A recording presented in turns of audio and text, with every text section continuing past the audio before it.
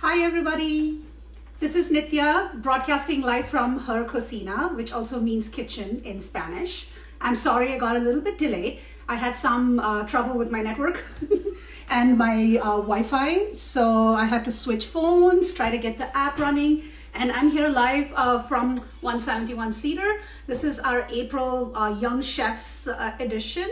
We usually teach at the center, but then because of the quarantine and the self-isolation and social distancing, I got this really awesome opportunity to bring you into my kitchen and show you something that's that we make pretty much like almost every week in our house. And it's a dish that is easy to make with ingredients that you can easily find if you have a little bit of planning. So today's class is going to be a demo style. So I'm going to get right to it because we have about 45 minutes. We need to wrap this up by 6:30. So I made sure that I set up my camera so you can get a beautiful view of everything right here. So you get part of the prep stations, you get the cooking, and you get a good view. And then I guess the bonus is you also get a view of me. And this is my first class doing this live. I've been doing a couple of demos right in my own kitchen and cooking on my Facebook page. So this is a really nice opportunity to get out there and represent 171 Cedar so everybody else gets a taste of all the amazing classes and opportunities that we offer at our center. So please, after you finish this class, share this video with everybody and also try to find it in your heart to donate to our fund, because every little penny and every little dollar that you donate to this awesome center actually goes towards promoting local art, and it gives an opportunity for the community to come together to learn a variety of things. And even though we're not fully functional in our center and our location, but there's still amazing slew of instructors who are actually like offering classes.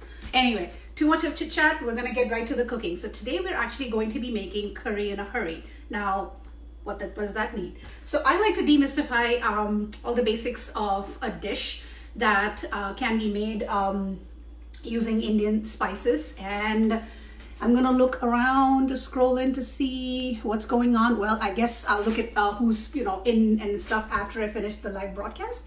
I hope everybody can see me. I'd love for people to just wave and say hello or leave a comment in the box when you get a chance. So today we're actually making chickpea curry, also known as chana masala or a chole in Indian languages. And you probably know that chana or chole, if you already aren't aware, are made with chickpeas. So I got a chance to open up a can of chickpeas, but you are more than welcome. Hey, it's good to be live. I had some technical difficulties, but we're on. Okay, so chickpeas. So I went the easy way out and I pulled out a little can of chickpeas, but then you're more than welcome to actually do it from scratch if you have the time and the energy. And after this class, I will be posting the recipe as well on the page. So yeah, well, yes, it's my Instapot, which I'm not using today.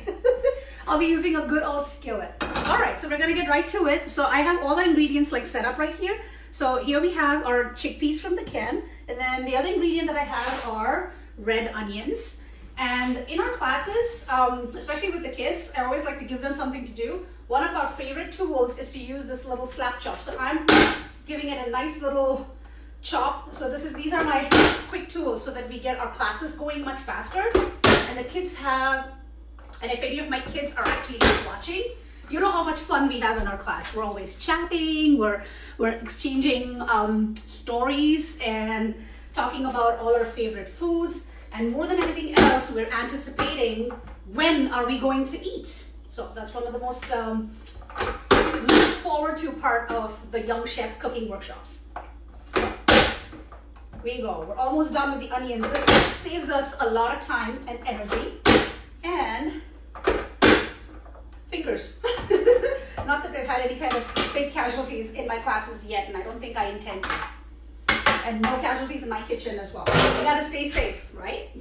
Okay, so I have these really awesome great red onions already chopped up and put in a container. And what we're gonna do is we're gonna turn on a skillet on medium-high heat. You need to make sure that you check the calibration of your ranges. It could be your induction or your electric or just a good old gas range like mine. And this is my medium-high heat, so this is where it is. So we're gonna let this non-stick pan just heat up just a little bit, And while that happens, I'm gonna pull on my sleeves. And yes, and I will, while we're heating up our beautiful skillet, I'm gonna show you and introduce you to the rest of our characters in this play. All right, yes, I have the flair for the dramatics, and that's what makes my classes a lot of fun, and it's fun for me and fun for the kids as well.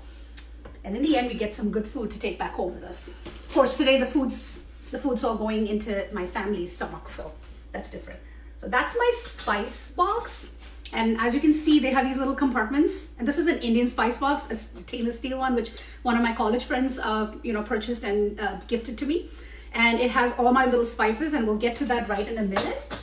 And the other ingredients that we're adding here are aromatics. Now, aromatics are basically things that add aroma to the base. So I'm going to introduce you to the trinity of curry. Chopped onions, ginger, and garlic. And that is the trinity of Indian curry. So these are the bare basics of how you build your curry from bottom up all the way up. Okay, so our pan is moderately heated up, so we're good. So I'm going to go over and get some oil. You can use any kind of oil. There's 1 teaspoon, 2 teaspoons, and 3. Approximately equals like 2 tablespoons of oil, but you can completely adjust how much oil you want to go in this. It's perfectly okay. So the oil is like heated up just a little bit. And how do you know it's heated up? We know when we swirl our pan around. Okay, and it's ready. So now I'm gonna go grab my little spice cabinet. So as you can see, I'm gonna tilt this up just a little bit. We have all these amazing spices set up. So we're gonna start with a little bit of cumin seeds. I'm gonna take that and I'm gonna put that right into it. Now cumin seeds look just like that, and this will start building our flavors. If you can see it, yep, there you go. So we're gonna start with our cumin seeds. Set that right down there. The cumin seeds will start crackling in just a minute. It doesn't take that long at all. And I always recommend starting any of your dishes in medium-high heat so you don't burn any of your food. All right? So the medium-high heat is a safe temperature. We're gonna start by swirling. I hope you all can see this because I think I think you got a pretty decent view of the curry. So we're going to just give it a little stir and a swirl so all the cumin and the oil gets completely mixed up right in the pan. And here we go. We're just gonna let this rest. And while that goes on, I'm gonna go over and get my ginger peel quickly because it goes really fast here. And because we have a short time frame today, I'm not going to go into details of explaining a lot of what the spices I have here, but definitely as we put it into our dish, I will talk while we cook. So peel your ginger nice. So I actually reserve my ginger peels. I don't throw them away. What I do is I pick them up. Of course, I always try to use a dish as a garbage bowl so that I can pick things out. So I throw the onion peels away, but then I'll save all the ginger pieces. Because what it really does is once you wash them up and dry them and put them in the refrigerator, they are awesome to add into your, they don't taste that bad. They're beautiful for flavoring things. So make sure that you make use of it because right now, technically speaking, with all the stores having all the restrictions and us staying at home, I've actually found that I run out of ginger really quickly. So this is a really awesome way of saving it and trying to use it for flavoring dishes. So the peel still has quite a little bit of flavor right left in it. So if you wash it up right and nice, and a good way to wash your vegetables is to get these little sprays called Veggie Wash. So this is a really good investment, especially in today's time when we have to make sure that all our produce and everything is safe. Make sure that you give it a little squirt. Alternative to this is vinegar water. So make sure you wash your vegetables rigorously and thoroughly before you cook it. And if it's a vegetable you can peel, then you're in a good place. All right. So our onions have already started changing color. And if you can see this, you can actually see that the pink, it's getting a little bit on the pink side. I'm going to lower my flame just a tiny bit down, and I'm going to go into my little spice bowl, And I'm gonna get a little bit of turmeric. Can you see the turmeric right there? This beautiful yellow powder. So I'm gonna take a tiny bit of turmeric and add that. Now here comes the special touch of my cooking classes. Yes, Manda, you can actually find pretty much everything that we have here in this ingredient list is all from Wegmans. So I source pretty much all my ingredients. I wouldn't say pretty much, I actually source every ingredient from Wegmans. I'm gonna take just a tiny little bit of salt and add that right into that onion mix. Any kind of salt will do. And you're gonna swirl it around. We are building our curry. Now what the turmeric and the salt is going to do is, it's going to make sure that the onions let out all their moisture. It's gonna get all the sugars and the moisture that's out there to come out so the onions cook a little bit more. And we're gonna keep stirring. Stir, stir, stir. Let it cook. I'm gonna go over and try to find, and a really good trick is, use a lid. Cover this up right like that, and then you can leave it on the medium while that cooks. Absolutely. How about the, oh yes, the veggie wash. Yes, you get the veggie wash at Wegmans, definitely. And like I said, if you can't find the veggie wash, if it's sold out, then just get a spray bottle, a little bit of vinegar and water. And I don't know the exact ratio, but I'm pretty sure that if you go online, you can definitely find it.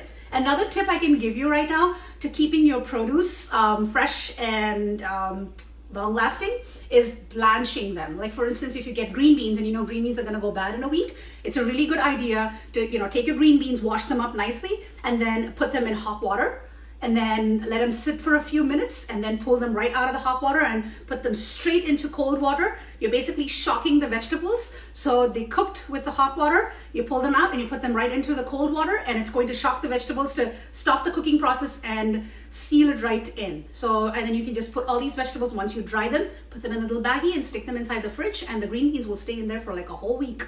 So you still will have fresh green beans with a little bit of crunch. You can do that with carrots. You could do that with, definitely with a little bit of cauliflower, maybe a little bit of cabbage. Cabbage actually does have a longer shelf life inside your fridge. So a lot of ways to save veggies. And most of the time in my house, when we cook in a time when, everything has to be rationed and we have to be careful and mindful about what we're eating, the beans, the chickpeas. So this curry can also be made with other beans. You can use black-eyed peas. You can use red kidney beans. You can definitely use any kind of navy beans. Cannellini beans are really good. Butter beans. So black beans actually might not be a bad idea, but they will change the color of the curry. So this curry is actually versatile. So you can use it with all these varieties of beans and legumes, and you can also add little pieces of potatoes into it. So the potato and the beans really go well together. This is a hearty dish, and if you actually look at it, most of our ingredients here, this dish is actually vegan too. It's vegan and vegan friendly. All right. Woohoo! It's getting a little hot in here. Here we go. I have an exhaust. I will turn it on, but otherwise you're not going to be able to hear me talk at all. Yes, absolutely. We're going on and on. And we're gonna move forward. Now come the turn of the aromatics. So what we're gonna do is, I'm measuring about, I would say about a teaspoon of grated ginger right in here. You can actually prepare this well in advance as well, or you could use dried ginger as well. I use about half a teaspoon of dried ginger. So instead of fresh, if you don't find fresh ginger, dried ginger is the way to go. And a lot of times you will find ginger preserved in bottles in a paste form. If you find it in the paste form, then use exactly the same as fresh. And here we go. The next aromatic that's going to go in is garlic. So I was lucky that about a month ago when I went to the stores to stock up before the quarantine, I managed to score like a big bag of garlic, and it took me about 3 days, but I pulled each and every piece of garlic out, took the skin out, cut it in half, took out that little green little shoot that comes in over there, and processed my garlic, and then put like a whole bag of it inside my freezer. And then I have the big garlics in one, the little one, so we can use it in any of the dishes that we have, so we don't have to stock up too much of garlic. And garlic is Oh, it's good. And here we go. So the aromatics are in. Now there's an optional aromatic that you can, not exactly an aromatic, more of a flavor inducer. If you like a little heat in your curry, you can take like half a jalapeno and chop it up into little pieces and put it right at this step. I'm going to be skipping the jalapeno because the rest of my family who eats this dish likes their food to be a little bit milder. But if I were to eat this, or some of my family members that actually like a little heat, they're going to do it. But since this is our young chef's class, we do not put jalapenos in it because we have quite a few of our students who come in and be like, they don't want spicy stuff. But there's going to be a hint of spice. So we're going to stir up the aromatics. So this is around 2 minutes of cooking the aromatics. And I'm going to crank up my heat. I put it down low because when I'm actually mixing, we always turn it down low. Because this way when the kids in the class, if you are watching, you know how we do it, right? We come in here, we turn the flame down so that everybody can get a turn. Well, it also helps for all the spices and all the aromatics to get in together. So we're going to leave this in for like about 2 minutes and let us go over to my spices one more time while the aromatics keep cooking. Now you have to be careful. Make sure that you keep stirring because you do not want any of the aromatics or anything that we're cooking here to burn. And now we're going to go over a few spices. So I did show you the cumin seeds, right? So these are the cumin seeds.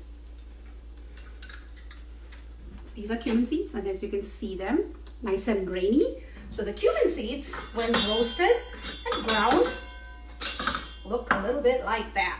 And this is ground cumin. Actually, no, that was my garam masala.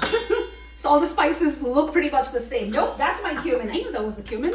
Well, oh, there it is. Yeah, I can smell my spices. Sometimes they look the same. All right, so we're going to take about half a teaspoon of cumin powder and put that right in. The next thing we're going to add is, since now we're talking about spices, this is coriander seeds. The cilantro seeds that are actually like, soaked up and grown. Well, these are the dried versions. Of course, you cannot grow cilantro with this. You're going to have to get seeds for that. But here we go. Cilantro seeds. A lot of times in Indian cooking, all that we need to do is take a couple of these cilantro seeds, and sometimes some of the chefs that I know really like doing this. They like to take some of it and kind of just, crush the pods a little.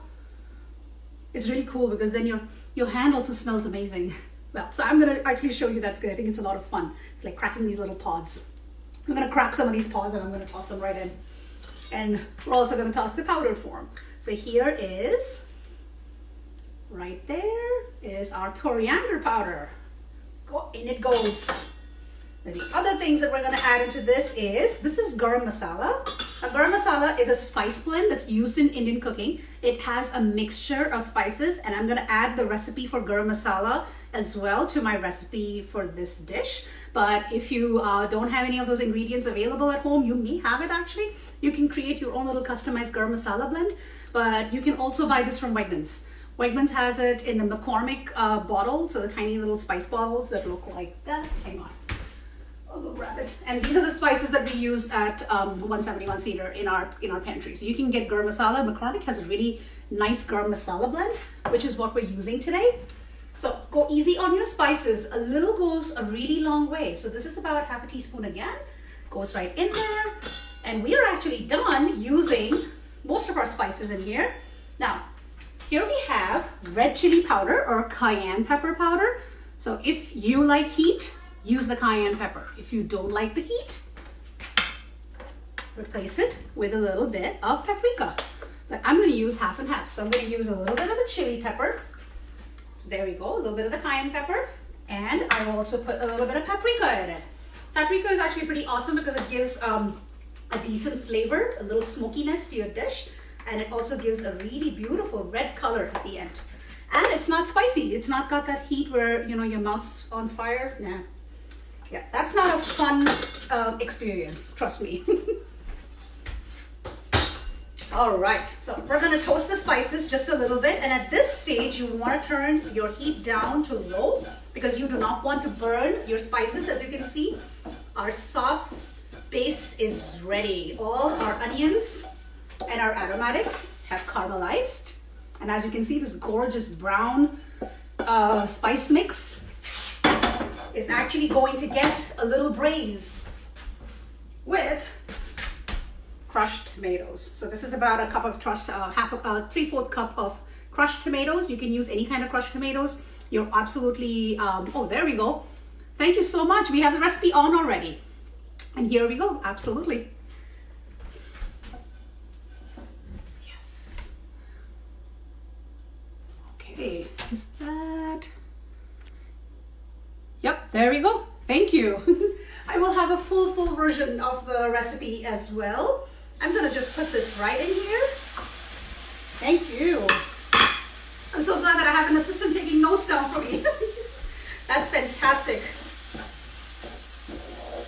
This is a new experience for me, cooking live from my kitchen. But we're gonna get this moving. So here we go. We're gonna mix, make sure all our spices, our aromatics, the onions, and everything are mixed up together. We're gonna crank it up just a little bit so we can braise the bottom of this pan. Now this is the key. So this is what I love telling everybody about curry. So it's really important that you actually slow cook all these spices and all these mixtures down before you actually, put the chickpeas and cook. So I know there's a lot of recipes out there that involve a beautiful crock pot, and you get raw onions and raw ginger and raw this and all the spices, and then you just kind of like throw everything into a pot, throw in the chicken or throw in the beans or anything, and then put the salt and the pepper and then just let it sit for a couple of hours.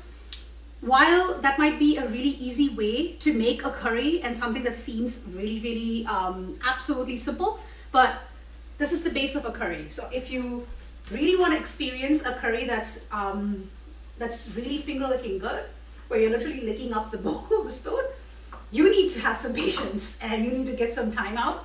And you also have to be ready for your whole house smell like an Indian restaurant. Trust me, my clothes are going to be smelling of an Indian restaurant, the whole house, but there are times when those are the most comforting, the warm things. And especially now that if you're out here in Corning or this area, we're getting snow outside. So what better way to actually get holed up on a Friday night with little sweater, put your little fuzzy socks on, and then get right inside your couch with a nice bowl of rice, and top it up with some of that curry.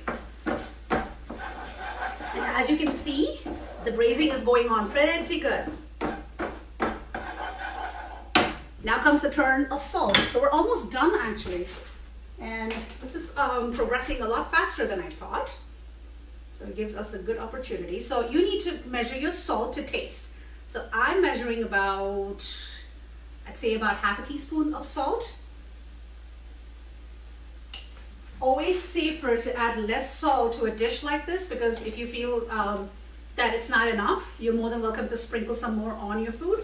But if you add up too much salt in your food, there's really tough fixes to actually do that damage control to get the salt out of the curry. But yes, if you do end up adding too much salt to your curry, there are fixes. So you could, let's see, probably add about half a potato, chop up a little, dice up nice potato and put it in. The potato should help temper the salt down. Another trick I've heard about soaking up the excess salt is, I think, adding about another 1/4 cup of tomato sauce. That might help, and then putting a little bit of water and thinning it out. But honestly speaking, the best way to do it is go easy on the salt in the beginning, so you don't have to do any damage control in the end. All right, as you can see, our curry sauce and our paste is getting well on the way. It's cooking. What we're trying to achieve right now is to get the raw taste completely out of the tomatoes and the onions and the aromatics. We're gonna keep going, and we're gonna increase it back to medium-high. The stirring is very important. You do not want to have a brown mess right in the middle of your pan. Now, alternatives to the pan. I'm using a nice little wide skillet so that you could actually see everything. So alternatives you could use would be probably a smaller skillet. You could use a skillet that size. This is kind of like a wok. Works the same way. Or if you don't have access to a wok, you can also use very basic saucepan, depending on how much you're cooking.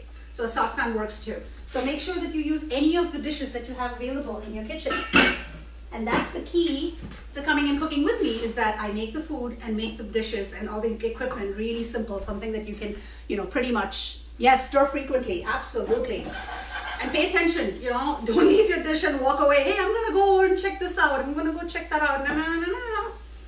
So when we are at the center and we're in the midst of all this busy stuff and all our, students coming in and they're like, oh my God, it smells so good. Well, what we always do is we always make sure that we have one volunteer stationed right at our range, helping us keep an eye on it. We also have one volunteer who checks up on the time and makes sure that we're staying well within it. So now, when you see that all this is dry, all this has come on together, we're going to add our chickpeas. In go the chickpeas. And now we're going to mix the chickpeas with our spice mix.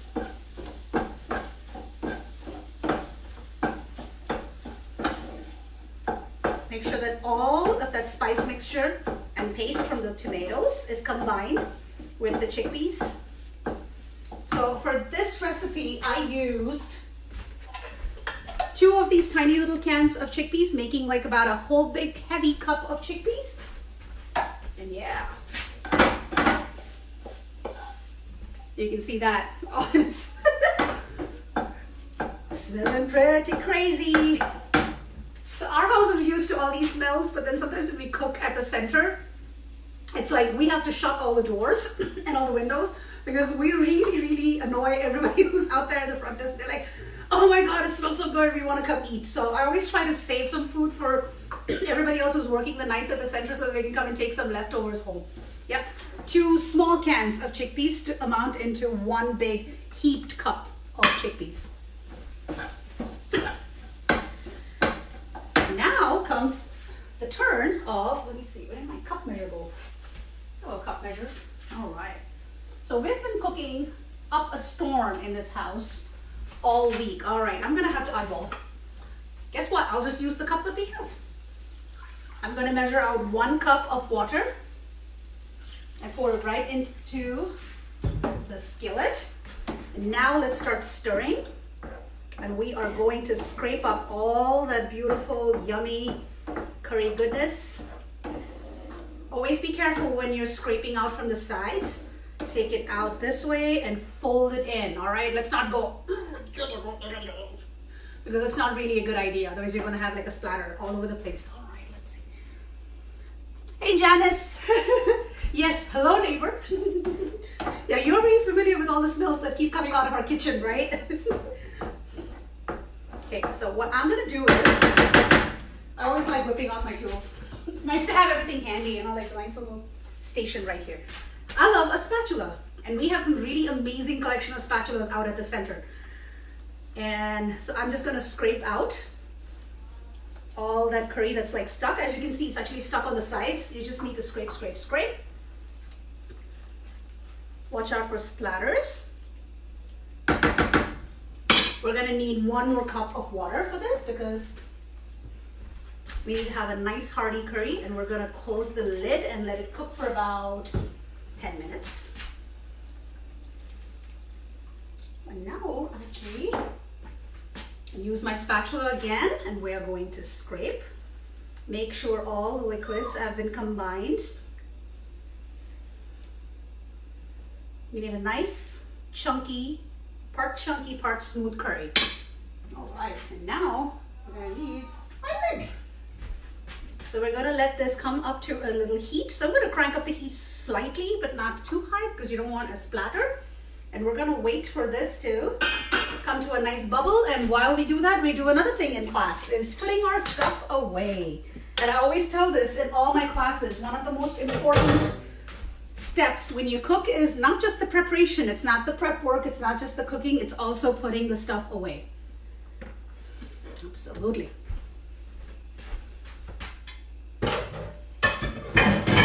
It will go into a dishwasher eventually. I'm gonna save that little piece of ginger, put my spices away. And you know what? This would be a really good time to to actually do a little taste test. Let's go over. I'm gonna go get my little, gonna get a clean tasting spoon. I'm gonna pour it right in. Let's see, let's get that bit out. Give it a little. I think the salt's pretty good actually. Like I said, you always want to have like really, really mild flavors. I'm gonna use my wooden spoon and just give it a little stir one more time. And as you can see, there's bubbles right there coming right up in the curry. And if you put your ears really close, you can actually hear it. All right, so we're gonna close this down, turn it down to about medium. We're gonna put a timer for about, let's say 10 minutes. All right, and while we put some stuff away, and while we wait for our next step, we're gonna get everything ready. Let's find a nice bowl to serve our curry. And I picked up this really gorgeous little blue bowl, you know, a color right here. So if you put your ears close to it, you can actually hear it going bubble, bubble. Here we go. You can actually see it. You can see the bubbles going. It doesn't take that long to cook. We're almost down a minute. So I'm gonna start gathering up some garnishes. This is a sprig of cilantro. Alternative garnishes you can use would be a sprig of mint. If you don't quite like the taste of cilantro, you can take a sprig of mint, and there are other herbs you can put. If you like the taste of parsley, you can put a little bit of parsley in it, but don't put too much because parsley isn't exactly an herb that is indigenous to Indian food and curry, so there might be a little bit of, you know, the taste, but then you know what, it'll still give you a nice little fresh pop. Basil is a nice little herb that you can actually put on top, but if you don't have any of that, you can skip the garnish altogether. All right, let's put our ginger in here. All right, we're just gonna wait. Let's, I don't know, take a peek again. Oh yeah, you can feel the steam coming right out there. And okay. So once again, be sure to visit our page to check on you know, all the classes and all the programs that we have down coming up as soon as we are ready to start up again. But in the meantime, keep checking out our page for other instructors who will be out there teaching us some really amazing things. And I haven't had a chance to do much, but you know, I'll definitely be watching quite a bit on replay this weekend, and I really look forward to it. And this class is again something that you can also watch on replay. So this is a demo session. So this way you can watch the recipe, get an experience of how the cooking is actually done. And like I said, you know, this particular curry is very versatile. If you would like, I can, you know, kind of approximately give you a view of what other things you could put into this curry. So there are other ingredients that we can use. Like I said, we could use a potato. So you can add a potato. So you're gonna make sure that the potato is about roughly the size of a tiny little tangerine. So that's the size of potato you want going into that. The potatoes would be a nice, absolutely beautiful addition to the dish. Other things you can toss into this dish would be, you could put some carrots in it. Carrots, potatoes, and chickpeas go really well together. And any other root vegetable of your choice. I know a few friends who actually put a little bit of squash and make it like a little stew. So you can definitely experiment with this. So I always say, you know, like, you know, when you come into my class or come into my kitchen, it's about just introducing a world of flavors and a world of taste into your life. And you take what you can from it, and then you take it out and spread it out into the world, and then you take your own spin on it and you take a twist. So this is like almost there. So we have about 6 minutes to go. The time to cook actually is approximate. I put about 10 minutes because I feel that that's how much time it takes for this quantity to cook. If you are doubling this and doing a double version of this recipe, as in you're using like 2 cups of chickpeas and double of everything that you saw here, then your cooking time will increase. So your cooking time will go up to 20 minutes, all right? So always make sure that when you experiment with a new cuisine or any kind of new dish, it really helps to follow the recipe or the steps exactly. It's one of the things that I have learned. First time I tried to bake, I forgot to put baking powder in my cake. So no baking powder in my cake. And yeah, the batter looked awesome. Everything was fantastic and stuff. And I pop it right into the oven and about like 15-20 minutes. And I'm like, okay, that cake's not rising. Oh, maybe that's just, it's gonna take some time. So I let it go. 30 minutes later, it was time to take the cake out. I look it out. The cake hasn't risen. So basically I had like this really fat slab of cake. So I realized that was a bad thing. So never again. So trust me, when I first learned how to cook by myself, for the most part, I learned cooking from my mom and my grandma first. And then I expanded, and then my dad would teach me a few things. Pretty much everybody in my family knows how to cook. So we're kind of the situation in my house where there's too many cooks in the kitchen. And too many cooks spoil the broth, right? Here we have, everybody has a, limit, like has their own little palate, little twist. So this is my twist on my recipe. So I'm going to turn my heat down just a little bit because I don't want any of that sauce to get stuck to the bottom. And I'm going to open this up again. If it's anybody who just checked it out, walked in, here we go. Look at that. Our curry is coming out right beautifully. So we have our cilantro ready. We have our curry stuff ready. Yep. I hope everybody is having a good Friday. And I'm looking forward to doing this again. Hopefully by the time the next workshop comes along, we should be out in the open. But then if we're not, we still have opportunities. And here's a really nice way for me to connect with a bigger audience with my class. I'm making a very, very simple dish. Usually for our classes, we make a lot more. We make 3 dishes. We make like an appetizer, we make a main entree, and then we make dessert. And so there's not much dessert being cooked in my kitchen today. I did put some butter out. So my 9-year-old and my 15-year-old came in 2 Fridays ago into the kitchen at like, 9 p.m. saying, can we have dessert? And I'm like, sure, let me go see what I have. Really didn't have anything in the fridge that day because it was just the first or the second week of quarantine. So I really hadn't planned on dessert or baking or anything, but then I was craving it. So I baked a Victoria sponge cake. And I had the cakes cooling right on top of the countertop. So I came in and I was like, yeah, I have these cakes, the Victoria sponge cakes. They're not really the ones that you guys like. My 15-year-old goes, you have any chocolate cake? Because they like chocolate cake. I said, no, I don't have any chocolate cake yet. I'll bake some tomorrow. But if you guys want to try this instead, it's just kind of the same, but almost. Yes. Oh, that sounds awesome, Manda. Yes, so. And then they were like, oh, fine, we'll give it a try. Then my 9-year-old comes up and says, are you going to make whipped cream? And I'm looking at him, I was like, yeah, you know what? I can do that. My ex was at 91% storage. So I just take the whipped cream. I had whipping cream inside the fridge. So I took the whipping cream out. I had my little hand blender, which I keep in my kitchen now. I don't carry my big KitchenAid mixer up and down from the basement. So... Sorry, that was my 9-year-old distracting me. Yeah, you can go to the fridge and grab something. Can you get something? From the snack cabinet? Yeah, you can have a snack. It'll almost be done. Yep, you can have your snack. Yeah. Yep, so this is pretty much it. So we're down to like 2 minutes of cook time. So let me finish that story. So then all of a sudden, here I am at like 9:15 p.m., whipping up some cream with a little bit of powdered sugar inside of it.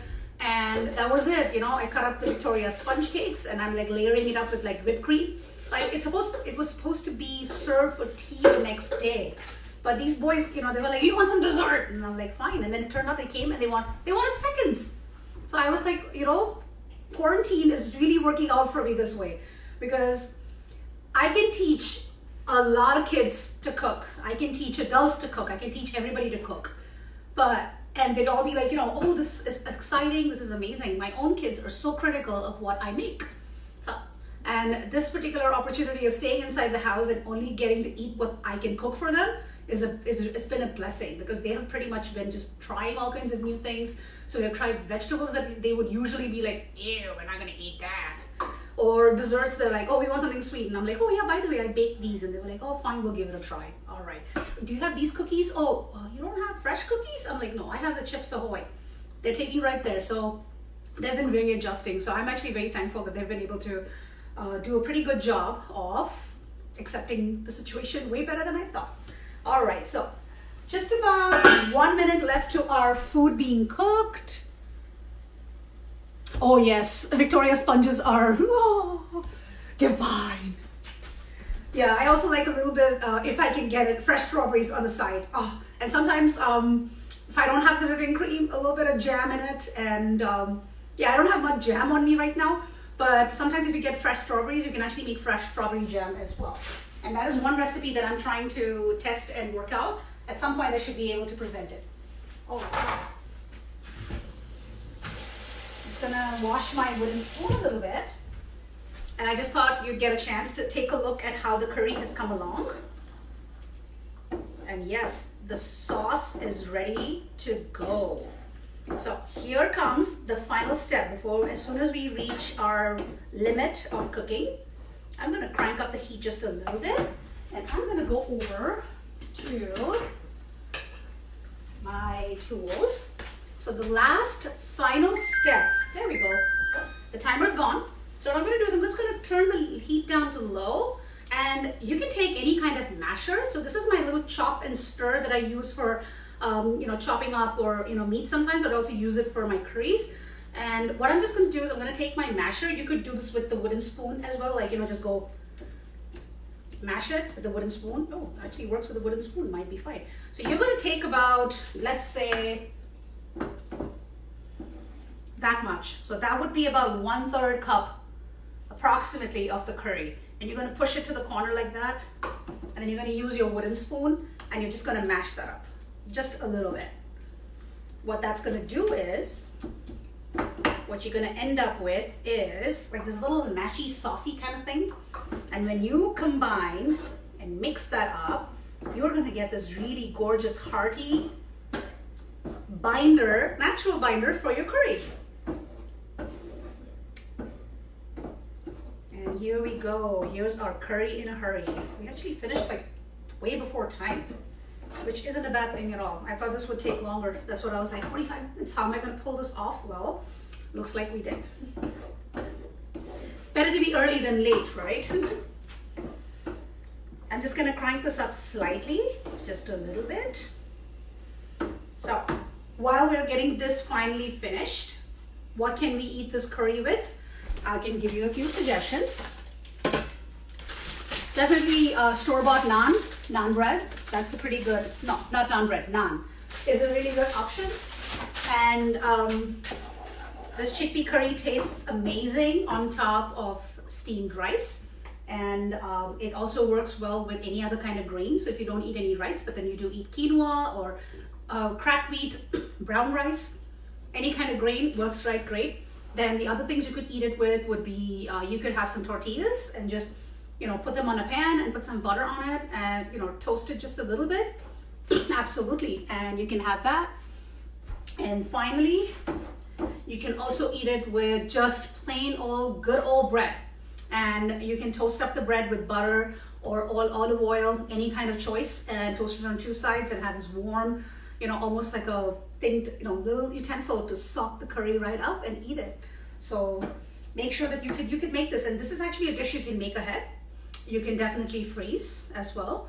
And the other thing that I always like to give, advice when I do my cooking classes is you can also make the actual curry sauce without the chickpeas. And you can make like a whole pack, just kind of like, pasta sauce.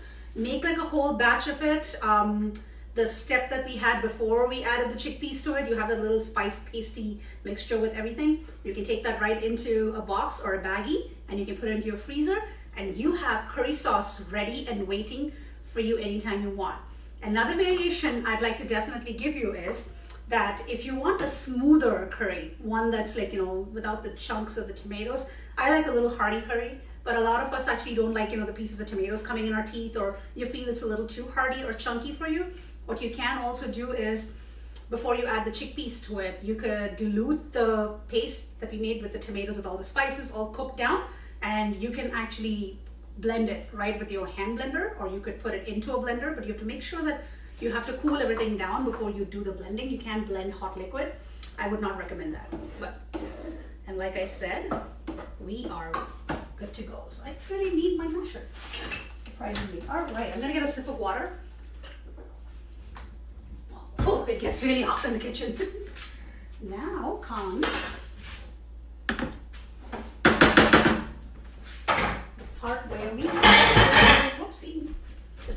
that from the sink. Had that sitting on a pot.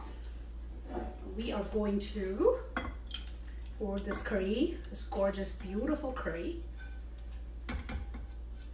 into a bowl that's waiting.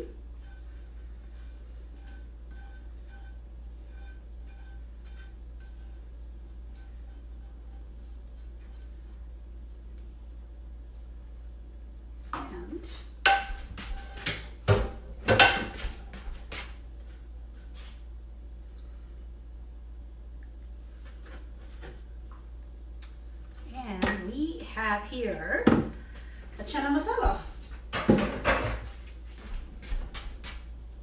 And that's our curry in a hurry. It's absolutely divine. Okay. All right. So I'm going to put all my other things away. Make sure all my things are all set up. So please tune in to the other pages that I'm on for cooking demos and classes. I do that now and then. And in the meantime, I will definitely get back to you on this post and post the recipe. And I think we're almost done with our class. It was supposed to be a 45-minute class. I think we did pretty good with time. And this didn't take that long to make, as long as you had all your ingredients ready, everything prepared, everything prepped up. So that's the most important thing of any kind of cooking. Absolutely. Yay. Yes. Ta-da! You're welcome. So, simple dish, very hearty, very versatile. Like I said, different beans can be used for this. Chickpeas is my choice. You could use red kidney beans. You can use just little mini red beans, black beans, black-eyed peas. Definitely use, let me see. Yeah, I think that's pretty much it actually. But you could use a bean mix as well. But just make sure that you cook your beans before you do it. If you are going to be cooking your beans or your garbanzo beans from scratch, I would definitely recommend preparation in advance. And the good thing about beans that are made from dried, when you soak them up, they stay in the fridge for quite a while. So you can actually make a whole batch of it and you can freeze it as well. So how do you make it? You just take your beans, put it in a pot, fill it up with water. Make sure that you have enough water to, if you're touching the beans right at the bottom, your water needs to reach up like high, like double water, and let it soak overnight and cook it in any particular way you want to cook it. If you're cooking it on the stovetop, you just let it boil on the stovetop for a couple of hours. But if you happen to have a nice Instapot, that's a nice place to actually cook it. Now this curry can also be made in the crock pot. So if you are in possession of a crock pot, the way you do it in a crock pot is you prepare this curry mix, all of it, all the curry mixes and everything inside on a pan, and then you keep your crock pot nice and ready. Pour your curry mixture into it before you add the chickpeas, and then you can actually put the chickpeas that you've soaked in overnight and you do it. But the only thing with the crock pot is it's going to take the whole day to cook. So if you have cooked chickpeas or cooked beans, it's the best way to go. And I don't really recommend everybody should get an Instapot, but it's been saving my life. So if you have one, use it. If not, then find some kind of cooker that can pressure cook, because pressure cookers are very important to Indian cooking. And the Instapot has been a big blessing because I actually have a pressure cooker. We have about 5 minutes. I'll show you what a pressure cooker looks like. Yeah, so that is a pressure cooker. Yes, this was my wedding trousseau. So I brought this with me like 20 years ago. And it's been, actually, you know what? This is not the one that I got 20 years ago. This is actually 15 years old because I got this, my mom brought this for me when my oldest son was born. And until then, I actually had a pressure cooker that's like this tiny. It was like really this tiny. And I think, I don't know if I gave it away or something like that. Yeah, something went wrong with it. I think the gasket broke or something broke and I couldn't get it repaired. So I just put it away. And my mom replaced me with this, and I've had this for like past 15 years. But the only problem with this one is that you need to keep an eye on it. So I seriously got tired. So 2 years ago, when the Instapot became a big rage against everybody, so I was like, hey, I'm gonna get an Instapot. So I got an Instapot. That's my second Instapot. I have one actually on the other side as well. So I have that. That was my 2-year-old one. This I purchased this year, last year, because it was like right there in the clearance aisle and it was in perfectly good condition. So I was like, and it was in clearance. So I picked it up. So yes, I have a lot of tools in my kitchen. So that's the beauty of this kitchen, is that I don't have enough space, but then I have tons of little thingamajigs that I'm always able to pull out from my cabinets and cook with. And I teach the cooking classes, so I had to do a lot of learning myself before I actually start to teach things. But here's our curry in the hurry. I hope you all enjoy your weekend. And thank you for joining me today live from 171 Cedar. So make sure that you check out our 171 Cedar page for all our programs and all the opportunities that we give the community to connect with the arts and local arts. And check out more of our classes. We have yoga tomorrow. So make sure that, you give us a little bit of love, spread the word, donate to our fund, to our cause, because everything goes right back into the community. And I can't wait to be able to go back into the center and teach. I really, really miss it. I miss being with all the kids. But if any of the kids who come to my classes are watching, just know that I'm thinking about you, and you all have my email addresses, so you can definitely email me. If you have any cooking stuff that you've been doing, please come, get your parents to get on the email and email me about all your adventures or what you've been doing in the kitchen. And I'd like to say goodbye and good night and thank you. Namaste, alvida, kal milenge, fir milenge. That means kal milenge means we'll see you another day. Kal milenge actually means tomorrow. I don't even know why I said that. Well, fir milenge, that means we'll see you again soon. Yeah, Miss Nithya's been in India been out of India for a really long time. So her Indian languages are a little bit mixed up. I speak better English than any other language. So I'm going to finish our video and I'm going to see everybody later. Bye.